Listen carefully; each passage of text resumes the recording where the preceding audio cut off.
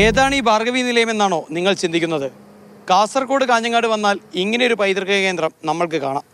പേരിൽ മാത്രമേ പൈതൃകമുള്ളൂ. ഇവിടെ എത്തിയാൽ കാണുന്ന കാഴ്ചകളിലെല്ലാം വൈകൃതമാണ്.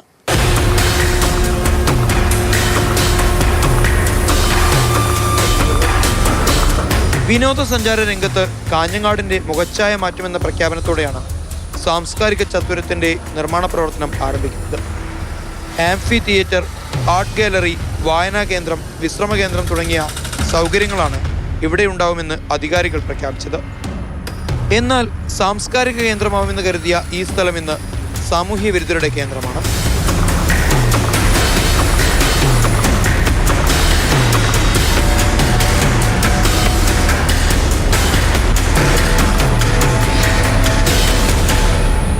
കാസർഗോഡ് വികസന പാക്കേജിൽപ്പെടുത്തി 5.5 കോടിയാണ് പദ്ധതി നിർമ്മാണത്തിനായി അനുവദിച്ചത്. ടൂറിസം വകുപ്പാണ് പദ്ധതി തയ്യാറാക്കിയത്. കെട്ടിടത്തിൻ്റെ 80% പണി പൂർത്തിയാകുകയും ചെയ്തു. എന്നാൽ പിന്നീട് നിർമ്മാണ പ്രവർത്തനങ്ങൾ പതിയെ നിലച്ചു. പദ്ധതിക്ക് പുതുതായി ഭരണാനുമതി ലഭിച്ചാൽ മാത്രമേ നിർമ്മാണം പുനരാരംഭിക്കാൻ സാധിക്കൂ എന്നതാണ് DTPC നൽകുന്ന വിശദീകരണം. ഒരുപാട് കെട്ടിടങ്ങൾ ഇതുപോലെ അനാഥമായി കിടക്കുന്നുണ്ട്. ആ പട്ടികയിലേക്ക് ഈ സാംസ്കാരിക കേന്ദ്രം കൂടി അല്ലെ പൈതൃക കേന്ദ്രം കൂടി മാറുന്നു എന്നത് വളരെ നാട്ടുകാരൻ എന്ന നിലയിൽ വളരെ ദുഃഖകരമാണ്. മുകളിലെ നിലയിലും കാഴ്ചകൾ വ്യത്യസ്തമല്ല.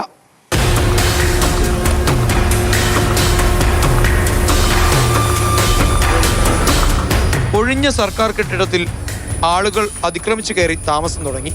ഭാവിയിൽ പൊതുജനങ്ങൾക്ക് ഭീഷണിയാവുന്ന രീതിയിലേക്ക് ഈ നിർമ്മിതി മാറി.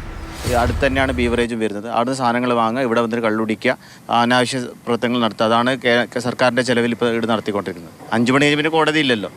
അതുകൊണ്ട് ഇവർക്ക് എന്ത് തോന്നിയാസം ഇരുട്ടായ പിന്നെ ആൾക്കാർക്ക് ഇവിടെ വന്നിരിക്കുക, എന്ത് തോന്നിയാസങ്ങൾ ചെയ്യാനുള്ള ഒരു കെട്ടിടമായിട്ട് മാറിയിരിക്കുന്നുണ്ട്.